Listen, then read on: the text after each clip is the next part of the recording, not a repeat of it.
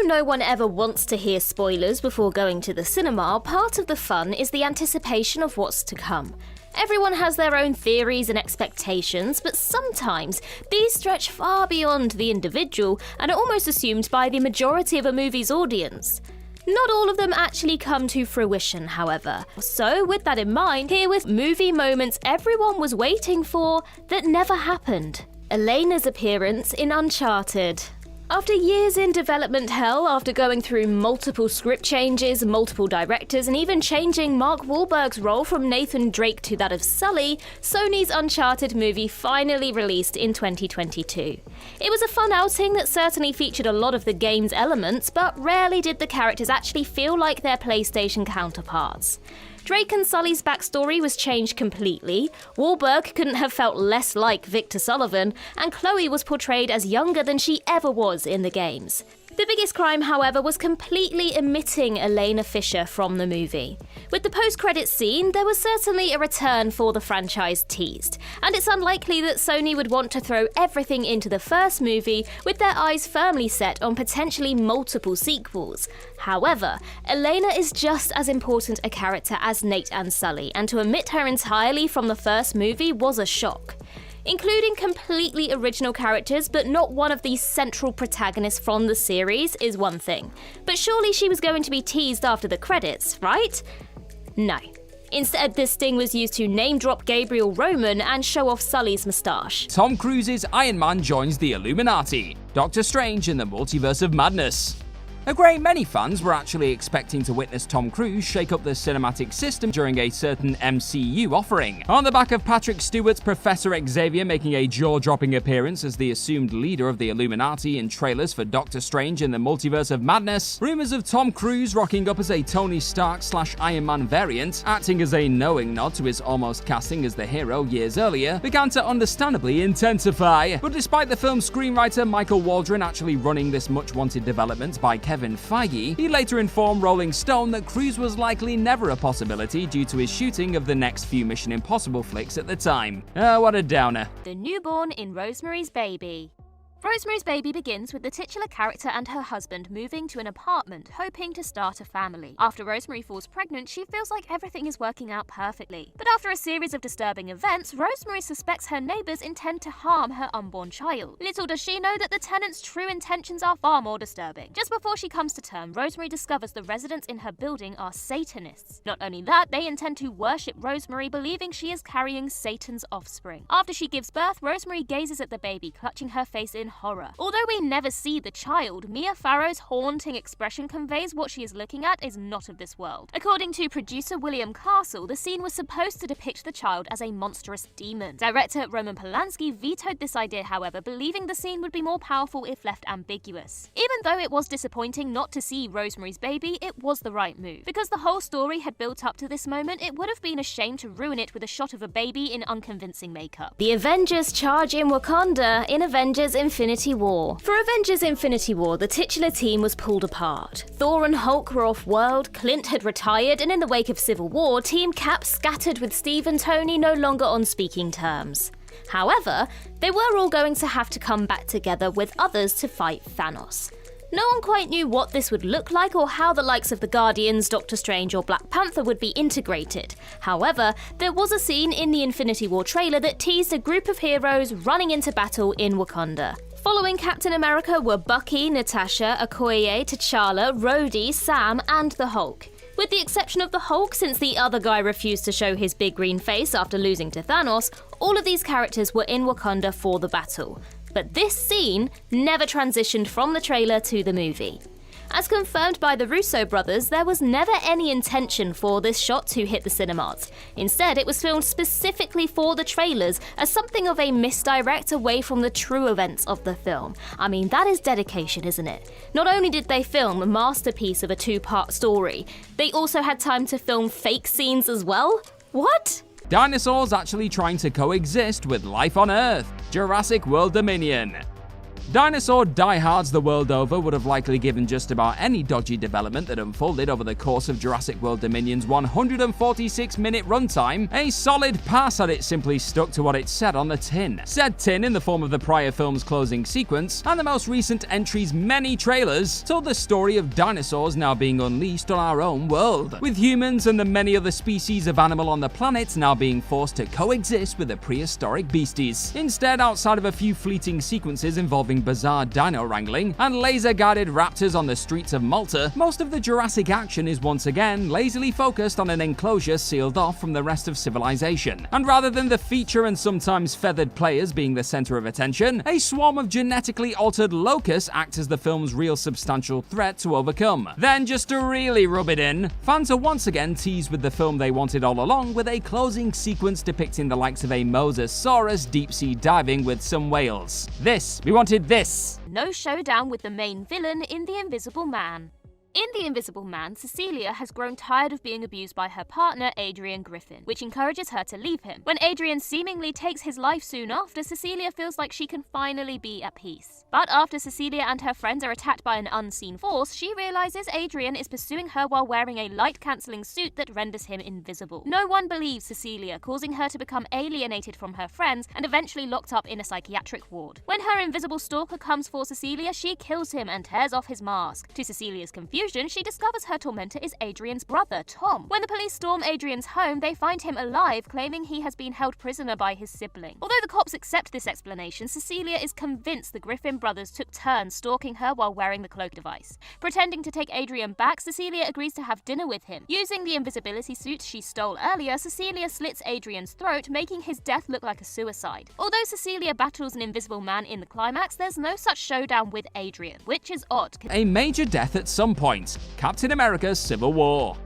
For all of the brilliance conjured up by the likes of Kevin Feige and the gang over the course of the first two phases of MCU action, one piece of criticism regularly sent the studio's way came in the form of an apparent reluctance to commit to the sight of any of their key super protagonists biting the dust. That all looks set to change with the arrival of the Russo brothers' Phase 3 starting Captain America: Civil War, however, with the Avengers 2.5 of sorts teasing some serious fatalities in its initial trailers. Yet, by the time the dust had ultimately settled on this 2016 flick, a much-teased Rhodey death mid-civil skirmish acted as little more than a swerve, with War Machine instead being gifted with leg braces on the back of being paralyzed during the fight. And outside of the likes of the forgettable Crossbones, a getting on a little Peggy Carter, and King T'Chaka, it's safe to say this still epic outing didn't quite deliver on the jaw-dropping casualty front. Turn on the oven in The Visit.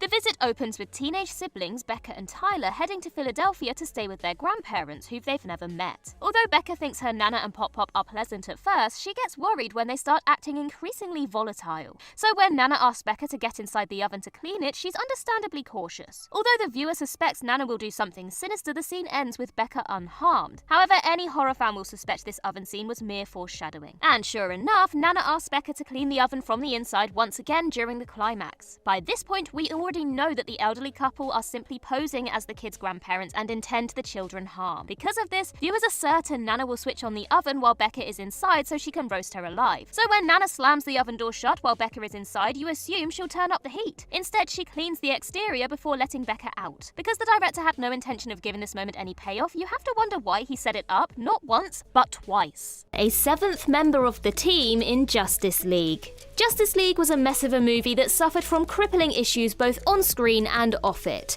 However, bringing together such a team was always going to garner attention, particularly as not everyone had written the DCEU off just yet. There was still hope for a strong team-up.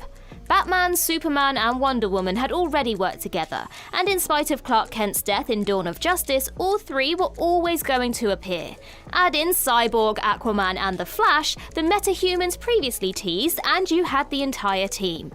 However, one of the earliest pieces of marketing for the movie showed Jason Momoa's Arthur Curry with the slogan, "Unite the Seven." Though the slogan wasn't used again, it stuck in the memory, and you would be forgiven for thinking there may have been a surprising addition to the team over the course of the movie. The prime suspects would have been a Green Lantern or Martian Manhunter, the latter of which did actually appear in Zack Snyder's Justice League, but in the theatrical release, the team's number remained firmly at 6. We live in a society. Zack Snyder's Justice League. Sitting as easily one of the biggest talking points heading into Zack Snyder's long-awaited and much-discussed spin on the Justice League in 2021, a trailer depicting a returning Jared Leto's Joker unleashing the phrase, "We live in a society," very nearly melted the internet before the colossal flick had even landed on HBO Max. So with this infamous phrase being utilized in many a Joker-infused graphic over the years, and clearly being a beat many were eagerly awaiting to hear trickle onto the scene, much like Bart Simpson's classmates in that particular meme, it came as something of an unexpected surprise to many when the trailer zinger was completely omitted from the initial and finally finished article. Never one to shy away from giving his notably vocal fanbase what they want, Snyder would later restore this infamous utterance in the feature's Justice is Grey variant. But you can bet more than a few folks who only chose to sit through this marathon DC epic the one time were a little underwhelmed about this original version of society not actually coming to pass on the needlessly condensed screen. The monsters in Bird Box. Bird Box follows a woman called Mallory surviving in a post-apocalyptic world infested with interdimensional creatures. Making eye contact with these monsters compels people to take their lives, forcing Mallory and her party to wear blindfolds. Now, the idea that an entity can make you kill yourself by looking at it is such a horrifying idea, many checked out Bird Box purely to see what these entities looked like. It's probably why Bird Box became the most viewed film in Netflix history at the time. When the credits rolled 124 minutes later, viewers were saddened to learn the monsters never showed up. Like Rosemary's Baby, you might assume the filmmakers didn't show the beasts so their appearance can be left to interpretation. But the real reason we didn't see the monsters is simple. They looked terrible. During filming, Sandra Bullock shot a scene with an animatronic which served as the monster. According to the film's lead star, the creature looked like a green man with a horrific baby face. Because these nebulous entities came across as unintentionally funny, the filmmakers decided to scrap the design entirely. Another Flash in the Flash. Just like Doctor Strange in the Multiverse of Madness, there were a lot of expectations for cameos in The Flash. It's the nature of the multiverse that allows expectations of different character interactions you wouldn't normally see in a franchise. In terms of The Flash, there were plenty of these cameos, from Batmen to Supermen, Supergirls and more. There was also Jay Garrick's version of the titular character, though there was another expected Flash cameo that just never materialised. Not only were there stories reporting Grant Gustin would appear in Andy Muschietti's movie, reprising his role as the CW's Barry Allen, the fact that Ezra Miller had previously cameoed in Gustin's TV show fueled these fires. Surely this would have been much harder to pull off than the other way round, right? Then there's the fact that the actor himself flat out denied the rumours, which thanks to Andrew Garfield's lies about appearing in No Way Home, almost acted as confirmation for some. However, the moment never came. Barry Allen did come across multiple other Barry Allens that looked exactly like him, but none that looked like Grant Gustin. It almost happened, but not quite. The Scouring of the Shire. The Lord of the Rings, The Return of the King. While very few would likely be in too much of a rush to add yet another sequence onto the closing stages of the never-ending conclusion of Peter Jackson's take on J.R.R. Tolkien's legendary trilogy, those who grew up adoring the Lord of the Rings novels upon which these flicks were based on were still likely left scratching their heads at the lack of one rather pivotal beat from the pages, acting as a brutal reminder of the fact that evil still very much remains in Middle-earth, despite the fall of the mighty Sauron. Upon returning to the Shire, our lovable hobbits discover that the dastardly wizard Saruman has actually taken over their unassuming home and all but destroyed it. This leads to the likes of Frodo, Sam, Merry and Pippin taking the fight to the enemy one more time, and ultimately overcoming Saruman and his forces. In the end though, Jackson opted to merely hint at the Scouring of the Shire in a Frodo flash forward when looking into the mirror of Galadriel, and denied die-hard Rings fans the chance to see this last battle for Middle-earth in all its glory. Brahms comes to life in The Boy. In The Boy, a nanny called Greta is hired by an eccentric couple to care for a porcelain doll, who the parents keep as a way to grieve for their son, Brahms. As bizarre as the circumstances are, Greta is desperate for a job and so agrees to look after the child. As time goes by, Greta hears strange noises in the house and notices objects having been moved even when she's alone. When Greta sees the doll has been placed in a manner different to how she left it, she suspects it's possessed by Brahms' soul. As Greta bears witness to more bizarre occurrences, there is little doubt in her mind, as well as the viewer, that the doll is a lie, which is why it's so shocking when you learn it isn't. In the climax, it's revealed that Brahms has been living within the walls of his home for decades and has been taunting Greta since she arrived. Because The Boy's premise sounds suspiciously similar to Child's Play or Annabelle, viewers expect a similar payoff, which is why they are left blindsided by this twist. Harry's comeuppance in Love Actually. When it comes to the most wonderful time of the year, one of the best things is the slate of movies you can watch through December. Generally, these are uplifting and heartwarming as the Grinch carves the roast beef and Ebenezer Scrooge has a change of heart. Though it is undoubtedly a favourite around Christmas time, Love Actually isn't really that heartwarming. If you look into most of the stories told throughout, their endings aren't as happy as they seem. But Alan Rickman's Harry is on a different level completely. He has to be one of the most detestable characters in any Christmas movie ever. Throughout the film, Harry cheats on his wife, played by Emma Thompson, with his secretary. He even buys her some expensive jewellery while out with his wife, only to get his actual partner a cheap CD.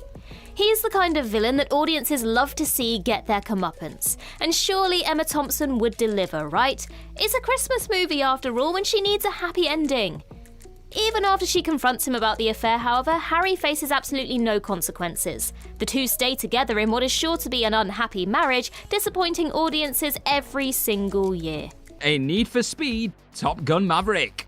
Despite undoubtedly igniting the imaginations of most of the damn planet, this Top Gun legacy sequel for the ages did still lack a certain beat that many were desperately waiting to hear let loose just one more time. And with everything from the iconic Talk to Me Goose, a piano rendition of Great Balls of Fire, to even the rousing use of Kenny Loggins' Danger Zone being respectfully present throughout, the complete lack of even a reference to arguably the first film's most iconic one-liner felt surprisingly jarring in its absence. I'm of course talking about the back and forth first immortalized by Maverick and Goose. With the iconic pilot, I feel the need for speed, being up there with the most quotable lines in cinema history. Sure, its revival may have felt a little contrived if executed poorly, but judging from the way Joseph Kosinski handled every other callback to the 1986 jet flick, there's little doubt the director could have made this crowd-popping beat work too if he felt the need. The buzzsaw in Army of the Dead.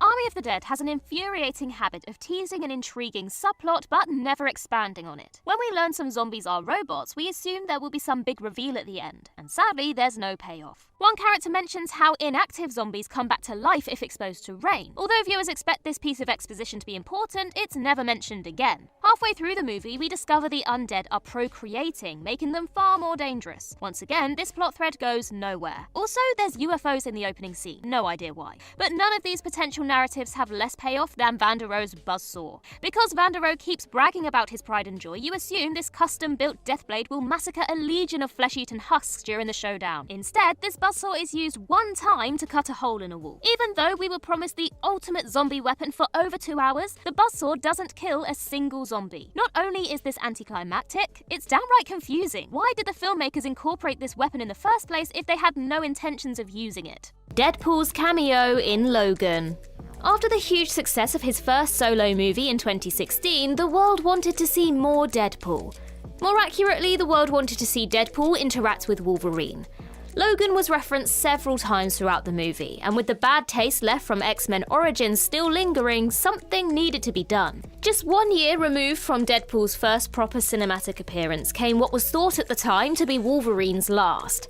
Logan was the curtain call for Hugh Jackman, and without the foresight to see the two characters teaming up together 7 years later in Deadpool 3, it represented the last chance for them to properly share the screen. Rumours surrounding Ryan Reynolds' appearance in Logan simply wouldn't go away, to the point that it almost felt like a foregone conclusion that he would show up.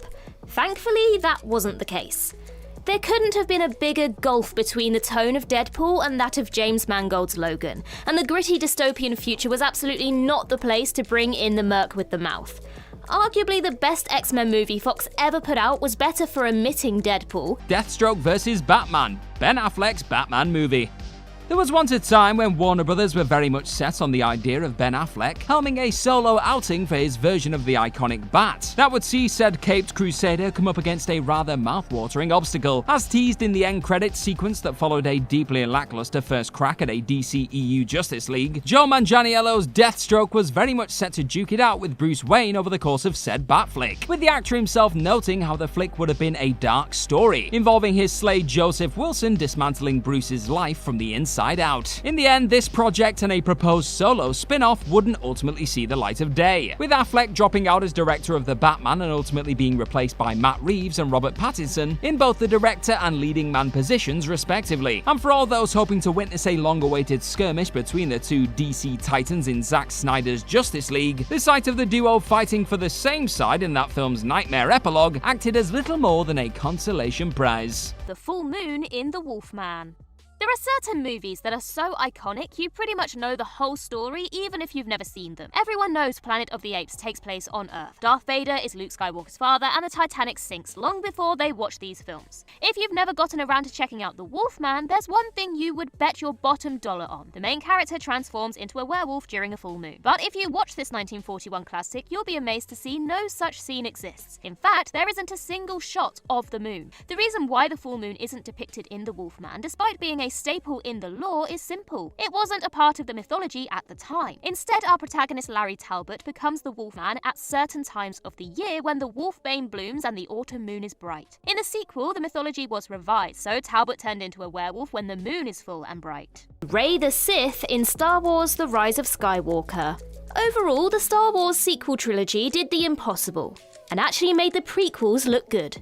However, such is the power of the franchise that even after the incredibly divisive The Last Jedi, expectation and anticipation for Episode 9 hadn't waned one little bit. This was to be the conclusion of the Skywalker saga, and there was one scene in a trailer released as part of the D23 presentation that piqued interest more than most. The very last frame of the special look showed Daisy Ridley's character sporting a fancy double-edged lightsaber sporting the unmistakable red hue of the Sith. There were rumours and theories swirling about, helped of course by the obvious connection between Rey and Kylo Ren previously explored. Plenty of people went into The Rise of Skywalker fully expecting Rey to turn to the dark side, not least because they had seen it happen in the trailer. The shot was ultimately nowhere to be seen in the final cut, and instead of joining the dark side, Rey convinced Ben Solo to renounce his evil lifestyle and join her before his death. This would have taken the franchise in a vastly different and, dare I say, more interesting direction than it ultimately went. Shaw finding answers on the Engineer's Homeworld. Alien Covenant. The follow-up to Ridley Scott's Prometheus decided to pretty much erase any and all evidence of the sci-fi prequel flick that came before it. And while it's fair to note that not everyone was entirely on board with the likes of Elizabeth Shaw and the rest of her no doubt doomed crew's mission to discover the origins of the human race, those who were keen on seeing what the future held for Noomi Rapace's unwavering explorer as she embarked on a quest to meet her maker in Scott's Alien Covenant were dealt a rather fatal blow in the end. In a clear response to the divisive reaction to Prometheus, Scott instead opted to pull the focus back onto his beloved Xenomorphs for this follow-up, relegating pretty much all of Shaw's mission to the background, as it's later revealed that she perished off-screen on the back of the unsettling android David's shocking massacring of the Engineers. Making matters worse, it's also revealed that she eventually became the subject of David's creepy experiments and was horrifically mutilated by the unsettling bot. Rocket's death in Guardians of the Galaxy Volume 3. With the atmosphere of a very disappointing post-Endgame run for the MCU, there was nothing that was going to dampen expectations for Guardians of the Galaxy Volume 3. The team of wacky misfits had been one of the franchise's most popular properties ever since 2014, and this was to be their big send-off.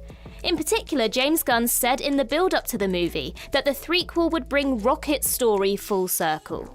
This was very ominous, and after Groot and Yondu were killed in Volumes 1 and 2 respectively, it sounded very likely that Rocket would be the next Guardian to bite the dust. Even throughout the movie itself, this seemed like the way things would go. Rocket's tragic past was explored like never before, and he spent much of the movie on death's door. The entire plot surrounded Star-Lord and company taking on the High Evolutionary and Augur Corp in order to save their friend's life. There was even a scene in which he essentially asked Lila if he could join her, Teefs, and Floor in the afterlife, to which she answered yes, just not yet. Instead of dying, Rocket emerged as the leader of the new-look Guardians of the Galaxy. It turns out the movie had more than enough of an emotional hit without his death. Spider-Man and Venom finally collide. Spider-Man No Way Home.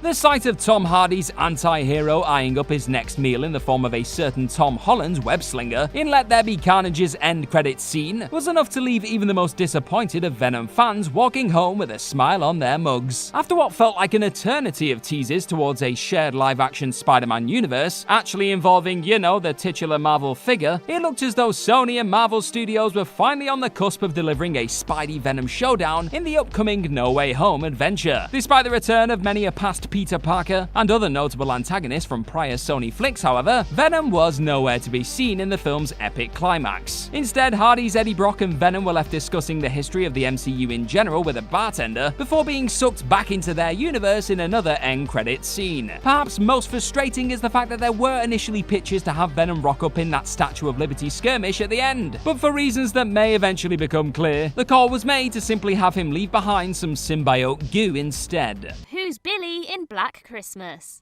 In Black Christmas, Jess and her sorority sisters are having a party when they receive an obscene phone call from someone called Billy. At first, the teens assumed the caller is a random prankster, but after people in the house and the neighborhood wound up dead, Jess realizes Billy is a serial killer. Because Jess's partner Peter disappears when these phone calls happen, it's heavily implied that he is Billy. This theory is validated further when Jess discovers the phone calls are being made in the house, meaning the killer has been among Jess and her friends the whole time. Concluding her boyfriend must be the killer, Jess strikes Peter with a fire poker, killing him. As the police put Jess to bed, it seems like the story is ready to wrap up, but in the film's closing moments, we hear a voice from the attic proving Billy is still there. Although viewers naturally expected some big twist about Billy's true identity, it never happens. We never learn who he is, why he lives in this house, or why he preyed on these women. Apart from a single shot of his eye, we never see what he looks like. The Quidditch World Cup in Harry Potter and the Goblet of Fire. With a source material so vast and a lore so deep as that of Harry Potter, there were always going to be aspects of the books that didn't make the final cut of the movies. Some of these feel like bigger omissions than others. The likes of Spew and Peeves, as entertaining as Rick Mayall's performance of the Poltergeist was sure to be, didn't make too much difference. But fans of both the books and the movies have a right to feel robbed that there was nothing shown of the Quidditch World Cup final. The game itself wasn't necessarily important to the plot, so long as Victor Crumb as a character was introduced and the Death Eaters attacked the event, but the opening scene spent so much time building up to the game that it seemed a short change to fans to cut to the aftermath just as Cornelius Fudge announced the flying broom equivalent of kickoff. We could have spent less time in the crowds or listening to Ron gush over Crumb after the game and just seen at least just a spot of Quidditch, or even tweak the source material slightly so as to have the attack come just before the game started. Either way, going so far as to include Fudge's opening speech, only to skip it entirely, feels like it needlessly built expectation of seeing the game itself. The original trilogy leads all sharing the screen. Star Wars Episode 7 The Force Awakens. The return of Mark Hamill, Carrie Fisher, and Harrison Ford in Disney's first ever entry into the galaxy far, far away brought with it a justifiable amount of expectation from those who had grown up adoring their original trilogy showings. And while The Force Awakens was also tasked with introducing a wave of new leading lights for audiences to connect with, the idea of seeing Luke, Leia, and Han sharing the screen one last time was likely all most audience members needed to convince them to fork out their $1 for a ticket on opening night. Only that aforementioned scenario never actually came to pass, with Han and Leia only sharing a few brief back and forths, and Luke being sidelined for pretty much the entire first sequel entry. Sure, this may not have been purely their story anymore, with the likes of Rey, Finn, and Poe now driving the trilogy forward, but not delivering a single frame of the OG gang back together again before each character's emotional deaths over the course of the latest trilogy felt like a rather deflating missed opportunity when all was said and done. There's too many to list in the Halloween franchise.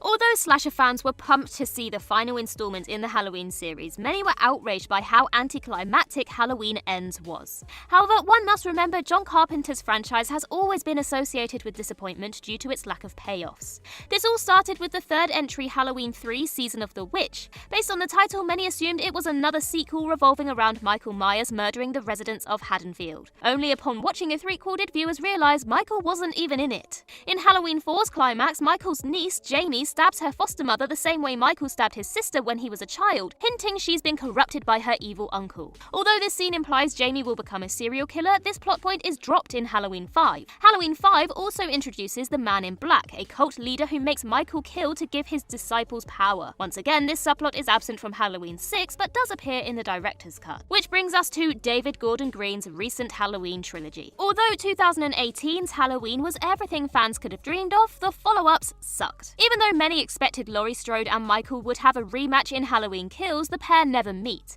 Fans were left so pissed off, you'd expect Green would make sure the finale would give viewers what they wanted. To the dismay of everyone, Michael Myers was barely in Halloween Ends. Because the franchise has disappointed fans so many times, it makes you wonder why viewers were surprised the recent installment was a letdown.